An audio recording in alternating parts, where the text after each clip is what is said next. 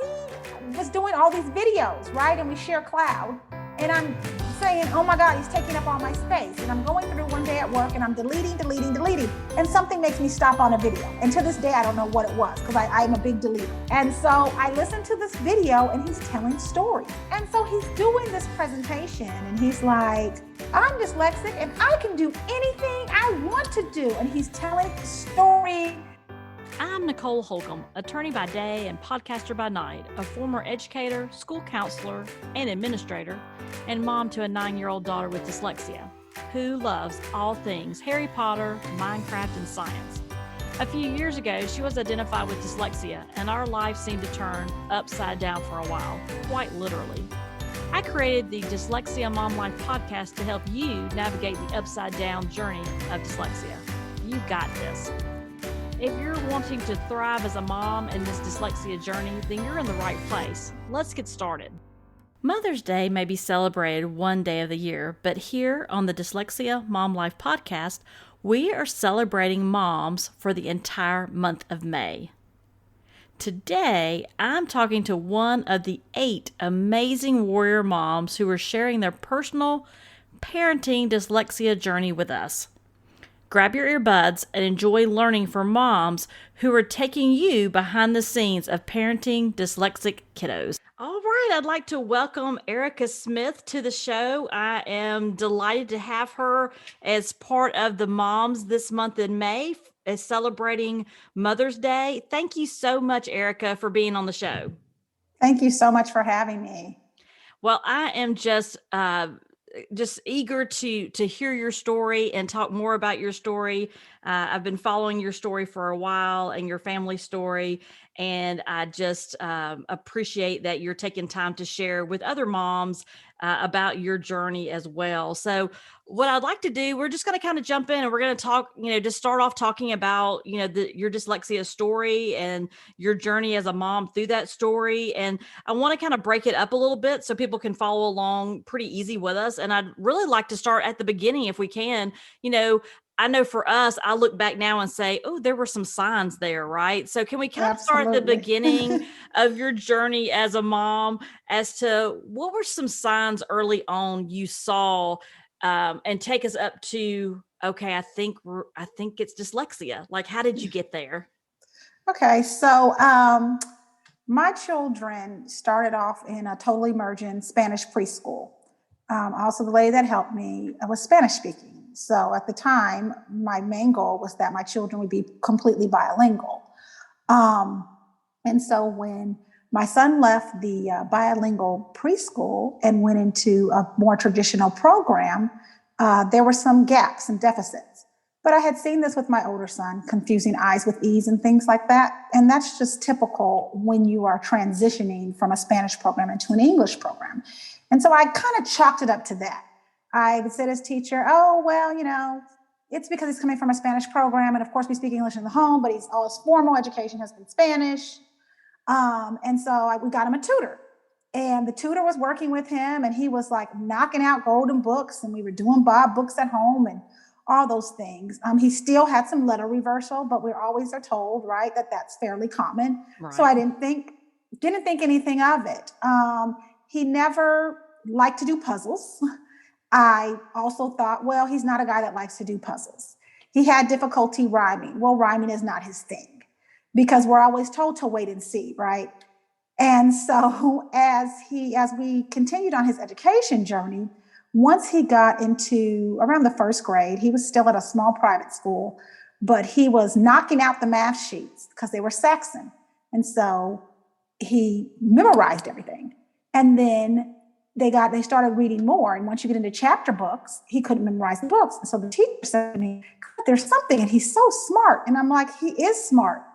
And then I told her the story. Oh, I think it's the Spanish, this, that, and the other. So maybe 6 months go by and I'm seeing more things and he's doing spelling tests and it could be a word, like what, and he has every letter in there, W-T. He would spell what, maybe W-T-H-A. And it's like, where's that coming from? But I did not know at that time that was a sign of dyslexia. I just couldn't understand how you have every letter, and we've studied these spelling words, but you've put them all out of order. So I begin to talk to the teacher, and she's like, he's whipping out science and he's doing math, and I don't know what's going on here. So I just start Googling, right? I don't know what people did before the internet. Right. What grade was this that are you at this point? First grade. He's about 6. I know Google is like your best friend at this point, 7. right? Yeah, it really was. Really was. So he's 6-ish, 7-ish. And I start Googling, and I see I was actually more concerned, honestly, with his handwriting. He was still writing across the page. And I start Googling, and I found out about dysgraphia. And I said, oh, maybe he has this dysgraphia. Let me see what I need to do. So I pull up this list, and it's all these different psychologists. I also didn't realize that you had to be assessed by a psychologist, educational psychologist, or neuropsychologist. We go out to see her. She gives him a battery of tests, and then it comes back that it's dysgraphia, dyspraxia, and dyslexia. And so at that time, I really didn't know a whole lot. I mean, we know what we think in dyslexia, like you hear they see floating letters or they write backwards or something like that. I didn't really realize the range. Dyslexia just impacts you in so many different ways. Right. And so I Google again. I get a list of schools, and I'm kind of like, oh, okay. Still don't know a lot about it. And so I'm like, oh, do you grow out of this? Is this something that we can change? Right. I start Googling. I think too, it's a surprise too that I don't think we as parents and as moms expect that when you find out your child is dyslexic, there is always something else that goes with it, right? Like you were saying. I always say, so my son even says, because now he's in a language-based school and they talk about it a lot. I have the 3Ds. And it's like, you have the 3Ds. Okay, yes, you have the 3Ds. But I didn't know that. I had absolutely no idea whatsoever. And so we got him an Orton Gillingham tutor. And that tutor was coming to the school. And the teacher, nor did I, and my background is in early childhood, we had no idea really what she was doing. Because at this time, my goal is to get him through his schoolwork. Like, he needs to be able to read this, he needs to be able to pass his spelling. But she's taking him all the way back and remediating him, right? And I'm thinking, he already knows that. He already knows CAT, or he already knows math, because I didn't understand the methodology at the time, right? And it was very expensive. And then he hated going because they pulled him from recess. That was the only time in the day that he can go at that time during school, because he's still in a traditional school, with traditional learning. And they said, sure, she can come in and work with him doing school hours. These are the hours that, we're not doing anything in class. So he hated it. I didn't completely understand it. We stopped it because I was like, this is a lot of money and we're not getting through the schoolwork, right? And so I then just continued with my Google journey and reading about language-based issues. And then I found IDA, and I attended an IDA conference, and I began to follow them online. And I began to get in a lot of dyslexia Facebook groups and see what different people were talking about. And then I'm not sure if it's IDA or another organization, but they were having speaker series, really close to my house. And I would just go to the speaker series. Yeah. And as they talked about dyslexia, I'm like, oh my God, my child is classic dyslexic. They put on the board, well, this is how they write a lot of times. And I'm like, that's how he writes, with all the letters, but the word doesn't make any sense, And a lot of times they don't like to rhyme. And I'm like, he never liked to rhyme, right? And so I just began to just do my own research. He started going to an occupational therapist. And one of the first things she said to me is, does he always W sit? And I say, well, what's that? And she goes, does he sit that way? And he sits in a W. And I'm like, yeah. She goes, oh, okay. And then later she goes on to explain to me that his midline is off. You should never W sit, because in order to read, you need to cross over that midline. And then with your writing, of course, you're swaying from side to side. And these are things I never, ever knew about, never gave any thought. I always thought you just sit crisscross applesauce because that's how you're supposed to sit. Right. And realize, oh gosh, this is affecting his academics. One other thing they did in occupational therapy was work with clay. Yeah. And he always wrote across the page and all over the place. And I remember a preschool teacher told me once, oh, you should use Play-Doh. So we kind of used Play-Doh. And he would even say, my hand hurts. But I wasn't familiar with dysgraphia. I didn't know what that meant. And so we began to use and buy clay at home and other manipulatives to strengthen his hand muscles. And then from there, I always heard that you should go, if you have dyslexia, you should go to the speech school. And so that's who we originally reached out to. And then we were told he wasn't a good fit for that. And I had no idea what that meant. And just began to, because I didn't even know, I don't think at that time, what language-based issues were. Right. So I began to research schools that did that had language-based issues, that dealt with children with language-based issues. I reached out to Skank and they say, oh, we don't have anything until next February. So don't even bother applying. Right. So I'm thinking, where are we going to end up? And so I always say the way that God moves. My older son was in a summer camp at Howard, and I go in to pick up a sheet. And the sheet has on there like everything, dysgraphia, dyslexia, and I knew it was a school for mediation, but I did not realize that they were a language-based school. Mm-hmm. And so I said, this might be the move for him, but didn't even move him immediately because I still didn't understand the impact. And I didn't even know that they had a role in admission. So is he still in first grade at this point? Second, I believe. Second, you think? Okay. Yeah, about 7. Mm-hmm. So I get the paperwork and, I apply there and start looking at other schools also. And he gets accepted and we move him over there. So the reason why I say I think second, so he has an October birthday. Mm-hmm. So he was actually ahead in school. Okay, gotcha. So this is like the child who I'm like, no, he knows everything, right? Right. Which as you're Googling, you learn is classic dyslexic as well, classic right? Dyslexic. Because they're so bright and it really stumps us as parents because it doesn't make sense to what we understand, right? Like how can they be so bright and be so creative and at the same time, what becomes something completely different, whatever, it doesn't even make sense when they say the word. Yeah. So, I mean, it was all that. And so what happened was once he transitioned schools, they don't do grades in lower school. It's just upper and lower school. And so he was about 7 years old. And typically that year, I think we would have said, if he had stayed on track with our plan, not with his learning style, right? Right. He would have been going into the 3rd grade. But over there, it was a combination class, and he was in a class with like 6 and 7-year-olds, I think, and he was 7 with an October birthday. So at this point, when he goes into the new school, he's no longer doing the tutoring at his current school. No, right? He's not. So but he's going into this new environment. And exactly. And he is though still at occupational therapy in the beginning. Right. And we eventually had to cut that off. Not that he can still use occupational therapy to this day.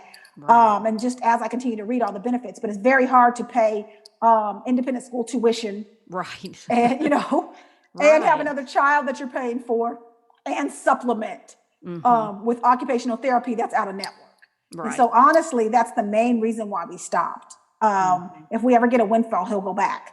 Because as I read things, it's just body regulation and emotions and all those. I mean, it's extremely beneficial. And again, I didn't know anything about occupational therapy or really a speech pathologist. I thought you went there if you had a stroke or something that you could physically see that you needed therapy for. Right. I had no idea that they're working on visual and spatial awareness. They're working on crossing over the midline.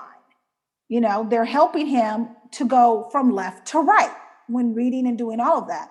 We also went to see a specialized doctor to make sure that he didn't need vision therapy. And so they, of course, said, well, there's nothing wrong with him visually, but vision therapy would also help. And so the Howard School where he is now said, well, we can work with him on that, right? Keeping up with the letters. So how long has he been at Howard? I think this is our fourth going on our 5th year because he's turned this is our 4th year, so we'll be going into our 5th year and he'll be turning 11.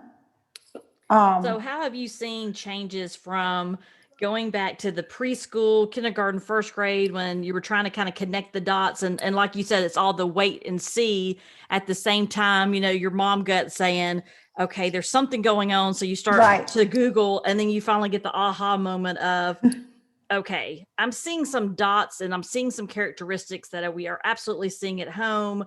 And so, and you try the tutoring, but it's not making sense with the curriculum that he's in because he's doing both and it's just so much for him. But when you now transition over and you're able to see, the 4th year finishing up, going into the 5th year, at a language-based school, what kind of difference has that made for your son and your family? So I would say tremendous. I think one of the main reasons why he has such high self-esteem is because we did transition him early on. So he was just starting to feel like I'm not keeping up with the kids in the class. He didn't really understand that, pre-K kindergarten, we actually didn't see it. We started seeing it around first grade. And he started to feel a little bit of frustration. And we were very fortunate that he was in a very small school. And the teacher said, he's tearing up on these spelling tests, so I'm not going to even give them to him, and pushed it aside. And then once I came in with his diagnosis, and she was working on a PhD in education at the time, she was like, this is so interesting. I don't know anything about this, And I said, yes, well, me either. And so I spoke with them because he was in a school that was actually started like 6 weeks. It's like a daycare. And then they only went through second grade. And so I said, it was the end of the school year. I said, I'm going to bring him back here next year. And, we're going to start with the tutoring while I figure this out. Is that okay? And the director said, sure, not a problem. And so that's kind of what I did. But even with that, I feel like, oh my God, had I known, I would have moved him immediately. There was no point in me feeling like, let me see if I can figure this out. Let's see what's going on. But there was no information really readily available. Right. So it took me I even took an Orton Gillingham class. And so it took me going to the class and understanding. And then it became, voila. Now I understand why they're going back and they're teaching him this way. Absolutely. And he needs like the light bulb goes off as to, okay, there is actually a system to learning to read. There's the science of reading, right? Absolutely. And so I said, oh gosh, okay, it all makes sense. And, watching him tap out letters, use his phonics and all of those things that are integrated with the science of reading has just turned him around completely. I mean, he just started saying, probably that second grade year, why can't I read like the other kids? Right. And the kids could do so-and-so. And I'm one of and I'd say, it's okay. We're just going to do something. It's okay. But as soon as he got to the language-based school, and I will tell you this, his teacher and I laughed about this. He thought he was going to be able to read tomorrow. So it was just going to switch on, right? It was going to switch on. And so he told her, we explained to him why he's going to a new school and everything. And then he asked the teacher, why am I not being able to read? And who taught you pretty much to teach people to read? And he questioned her. And we just thought that was so funny. But he thought, okay, I'm at the new school. I'm going to be able to read tomorrow. Right. Because he is a very outgoing child with a great spirit, but he was dealing with some internal issues that we didn't even realize at the time.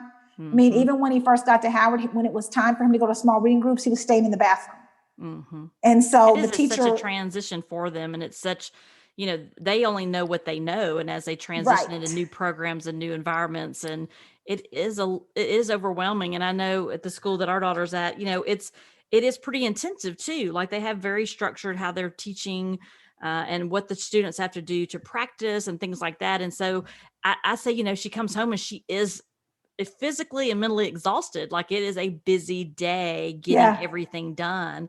And then just making that change too, because they do realize early on, I'm not doing things like my friends are doing. And why is that different? And that they do have a lot of those questions as well.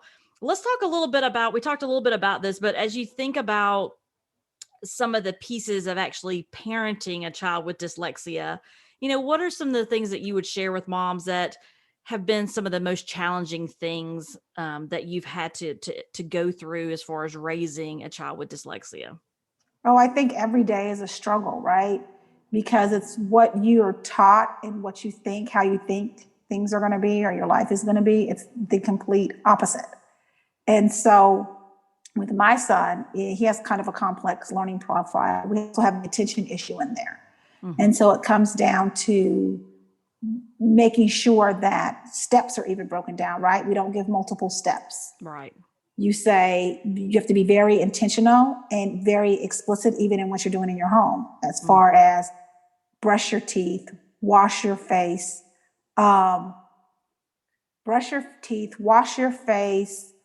get dressed, all of those type of things. And it has to be broken down. Right. And so when he was younger, I remember, this is something we saw at 2 or 3. He only went to school, I believe, 3 days a week. And the teacher said, maybe he should go to school more days because he forgets to get up and put his placemat down. So I'm like, that's interesting. Huh. Mm-hmm. Well, now we know all that's related, right? Right. And so look back, absolutely. so everything is routine based. Mm-hmm. And so for me, that's just extra effort.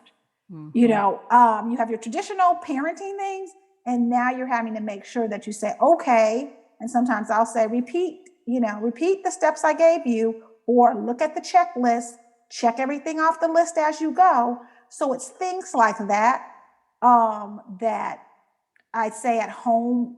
I don't want to say it makes it more challenging. Right. But it is a different level of patience and flexibility. And you have to constantly remind yourself that, yes. because I'm a lister, I'm a type A personality. And I have to remember with that executive functioning piece, okay, right, do this one thing and then come back and mom's going to give you something else I need you to do. Because if I give her 2 or 3 things, she's going to come back and say, what? And like, for example, she was in tumbling the other day and a different instructor was working with them, and we got done and she's like, I was so lost. And I was like, what happened? And she's like, well, she gave me like multiple steps. I can't do that. And so she was starting to recognize what she can and can't do as far as how she needs it broken down. But I think, for moms that are starting the journey, like you said, you almost don't want to say challenging, but it is a lot of that invisible parenting that we do, because every day we have to remind ourselves that they're on their own unique path. And it looks different every day, some weeks, absolutely. Well, let's transition to this. What are some of the things, because I know you have them, we all have them. What are some of the most rewarding things, though, that you're also finding from parenting a child with dyslexia? Creativity. I think that my son is extremely creative, right? He's a storyteller. He's a dancer. He likes to paint things. He had made he made all these clouds, and then he hung them up from his ceiling with strings. I hear a ladder. That's another piece. Mm-hmm. Like, they're always doing something, right? Yes. So I'm like, what do you have the ladder for? Well, I always know it's going to be a long day when we get up in the morning and she's like, so I have this idea, and I always know that's going to be a long day, because she wants to start a business, or she wants to write a story, or we're going to do a project, or, hey, I think we'll do a science fair. It's always when we start the day out of, hey, I have this great idea. I'm like, okay, it's going to be one of those days. And that exactly. But it's amazing, right? It's also amazing though, because how their brain works. It's like they never turn off. It never, ever turns off. And so I was super impressed with how he hung the clouds with strings in his room, And then during this quarantine period, he's found a ton of YouTube channels. And so he's cooking. And he's cooking. Wow. Yeah. He's like layering the cake. And so I asked him one day, why are you cutting that off? Because he's like, this is leveling it, and I'm leveling the cake, and he's doing all these things. And then he had a Zoom, and he asked me to leave downstairs, and I go, why? He's like, I'm doing my Zoom cooking class. And all his friends are on the class now, and so he's over that, and he's a slime maker, and so we have a lot of glue. Yep. Yeah, and just an entrepreneur. And then he has his book. Yeah, I want to talk about that. How is it having an author in the family at the age of 10 or 11? Is he 11 already? Yeah, he's 11 now. Okay, yeah, age 11. He wrote it at 9. Okay. So he was doing all these videos, right? And we share cloud. And I'm saying, oh my God, he's taking up all my space. And I'm going through one day at work, and I'm deleting. And something makes me stop on a video. And to this day, I don't know what it was, because I'm a big deleter. Right. And so I listened to this video, and he's telling stories.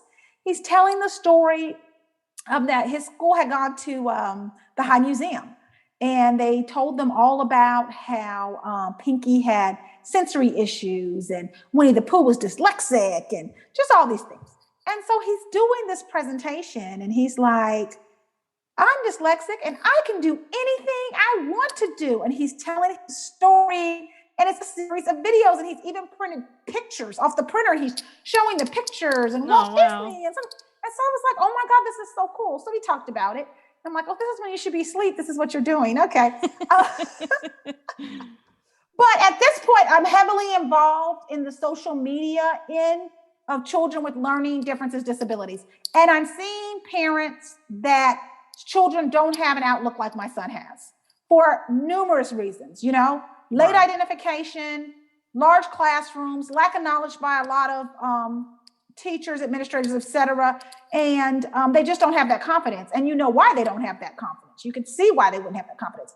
And so I asked him, do you want to turn this into a book? Because I thought it would be good to just share with people. Absolutely. And he was like, yeah, oh, great. And so we found an illustrator and just kind of used an editor and started the process from there. Just taking his exact words, printing them out, and then going back in and editing them and adding pictures to it. And so now he tells me, I'm working on another book. I'm like, okay, yeah. What an amazing experience, though, for him and for your family. And then, too, just even early on, that's one of the pieces I really talk with moms about is that we've got to find those strengths and those passions and continue to encourage those, because it is easy, like you were saying earlier, it's easy to do the reading tutoring and the OT and the speech. And before you know it, there's no time for anything else. And so I just believe it's so important for us to constantly remind ourselves and our mom friends that we talk to, we have to give our child that outlet, because there's got to be something that they enjoy in their day. And so, it's great that you've been able to embrace that and encourage that. And because now who knows what he will do as an adult. I mean, he's already a published author at, a very young age. And I mean, I can only imagine what that's done for his self-esteem and and then too, sharing it with other children and other adults to see, oh, well, if he can do it, it gives that opportunity for children to know that, it looks different and it's okay to do different things. And you could be, like you said, you can do videos, you can write stories. And even though you're dyslexic, it doesn't mean you can't be an author. I've heard so many people say that, even adults, that I didn't think I could be an author because I'm dyslexic. But we're so lucky with technology that we can, we can take that verbal word and get that into a transcript. So that's an amazing. And I love that part too, as far as, him having that confidence and you as a mom identifying that and encouraging and nurturing that, because I just think that's such an important part of the process and the journey so that our kids can be successful adults. And that can be kind of challenging too, right? Because that's, at least for us, sometimes we go in areas that at our home that I'm like, for example, my daughter likes Minecraft and she likes to create worlds and figure out different blocks and create things. And I'm like, I don't like, give me a second. Like, I've got to figure out, is this server a safe server? And then how do we create the block and how do we name it and all this creation stuff she likes to do and coding, but it's new to us. Right. So we, as the parent, also are trying to navigate these new areas and make sure she's safe, but also give her the opportunity to continue to grow. Right. And so there's that balancing there as well. Well, one of the things I like to ask moms about, and one of the things I wanted to ask you about as well is, what do you do for yourself? Because so often I find that, especially in this, what I like to call invisible parenting that we do, because there's so many things our neighbors don't see, our sisters don't see, our moms don't see, our best friend doesn't see, as far as our day-to-day, right? There's so many things. And sometimes when we go to pick our child up at school and we get home, it can even change what we thought we were doing that night, right? Like it can just look different. And so, but I do find that it's just the spirit of a mom, right? These warrior moms that we are, we spend so much time making sure everyone else has what they need that we don't always do a good job of taking care of ourselves. And so that has been something I've really tried to work on this last year. I'm not getting it perfect, but I'm trying. But I love to talk to other moms about their self-care practice. What are some things that you enjoy doing that, recharge you, that you like to do for relaxation, but just kind of refresh you and kind of get you back into, okay, I'm ready to jump back in and do this thing. Do you mind sharing some of those with us? So I will say this, during the pandemic, I really haven't had an opportunity to do much. Right. And so the beginning of the pandemic, I was walking a lot because it was good weather, and I hope to return to that.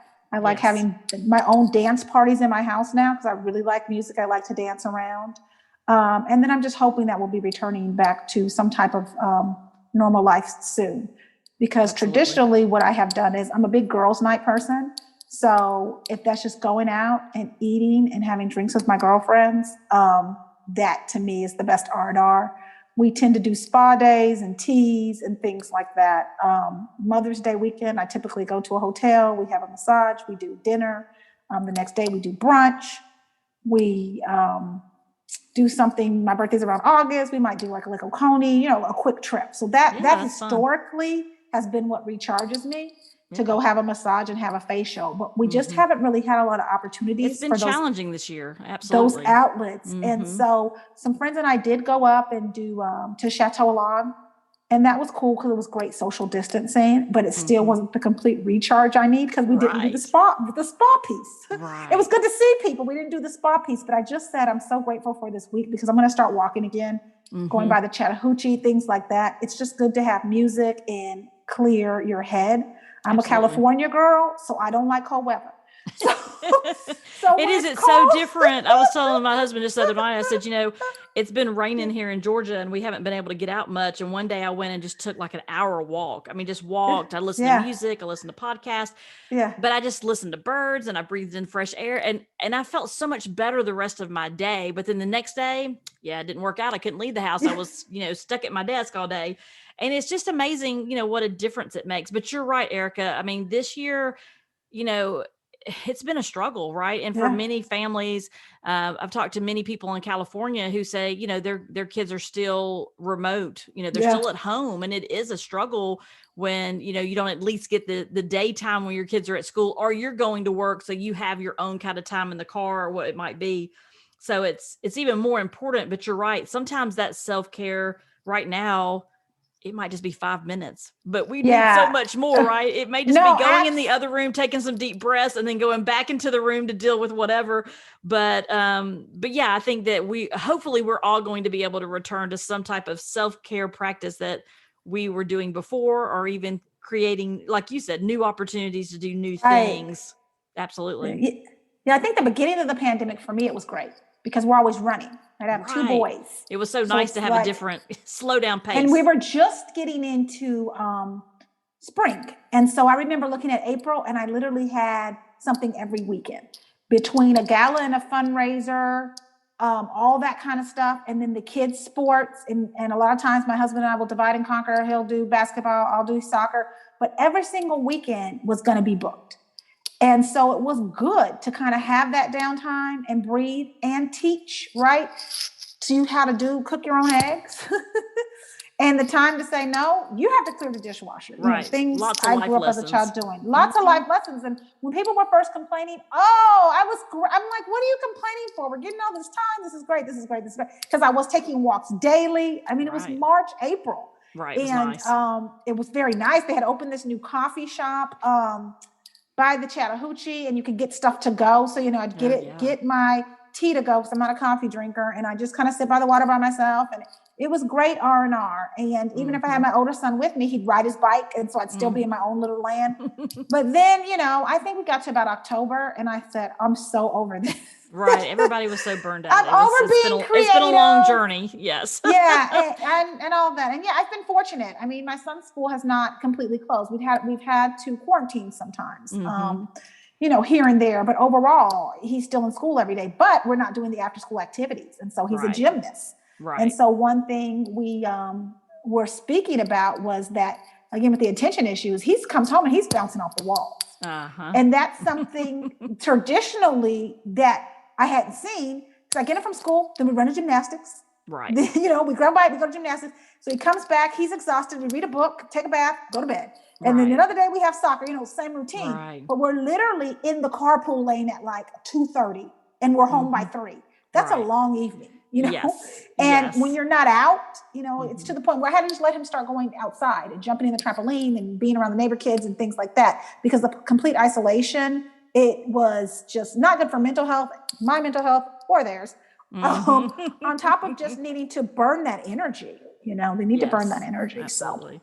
Well, let me ask you this last question for moms who are listening, who are just starting their journey. They've just found out recently, maybe they're, a couple of days, couple of weeks into their dyslexia journey. And I can imagine they are probably also Googling and trying to figure this whole thing out. What is some advice you would give to a mom who is just starting this journey? I say join every Facebook group you can and attend. And now it's even easier, even though we're all in Zoom burnout, but attend every workshop and session that you can go to. I am also a member of the National Council for Learning Differences, and they have a speaker series. And it's good to get on there and hear other parents, hear what they have to say. You can ask questions, but then sometimes you want to just listen and say, okay, I'm not in this alone. So the more groups you join, the more you'll find out. There's something I think next week. I don't know who's doing it. I don't know if IDA is doing it or Decoding Dyslexia, but somebody's doing something next week where they're talking about the science of reading. And so I know it's different for everybody else, but learning about the science of reading for me is life-changing. Just learning about the way that the brain develops and the brain moves, the way I even approach situations and people now is different, because I think, oh, that was unidentified in them, but this is what their brain is doing. Right. Something as simple as being at Subway, you're like, oh my God, why are you taking so long? But now I say, oh, they might have processing issues. Right. Because as you're studying this and the awareness comes, right, then you step back and say, oh gosh, I don't want to be one of those people that's bringing somebody's self-esteem down. Because when you're in these Facebook groups and you see what these children go through, and then I'm even in one where the adults talk about what they go through, the way that coworkers or bosses have talked to them. I just think it's really important, because the more you know, the more you can teach your child and have them become their own advocate. Because that's, at the end of the day, that's what we want them to do. We want them to say, hey, can I get that lesson on tape? Because I have dyslexia, Do you mind repeating that? I have a processing issue. No big deal. Keep going. One of the biggest things for me was when Governor Newsom said he mixed up some numbers when he was reading, and he said, oh, sometimes I do that. I have dyslexia. And he continued with the press conference. Right. And I absolutely love that, because it was so small and most people aren't going to get it. But for me, it meant the world, because he said it, he embraced it, and he kept going. Right. And that is just wonderful. And if we can just get that confidence in our children, then you're right. It starts with that awareness for yourself and your own education, so that the questions to ask, or oh, well, that makes sense why this is happening at home, or like you said, or if you're out somewhere, it does really change the way you see things. And so I think that's great advice. Well, Erika, I'm not going to hold you up any longer, but I so appreciate you being here. Thank you so much for being part of this special Mother's Day series. And I know we're recording this early, but I do want to say Happy Mother's Day. And thank you so much for being a part of this special series. Thank you so much for having me. Happy Mother's Day to you also. Thank you. Thank you so much for listening today, and happy Mother's Day to you. You are an amazing warrior mom, and together we can do hard things, right? Are you new to dyslexia? If you are and you're looking for more resources, then go to dyslexiamomlife.com/start here, where I have resources for you, from blog articles, other podcast episodes you can listen to, and also free resources. And do you want to connect with our guest this month? Then be sure to go to dyslexiamomlife.com to find each of the episodes listed there from this month, so you can connect with all these amazing moms on our podcast. And we have a special episode that we're going to be releasing on May 31st, so you don't want to miss that. Be sure to subscribe, though, because we are going to be releasing these Mother's Day episodes throughout the month of May. Have a great day, and remember, you got this.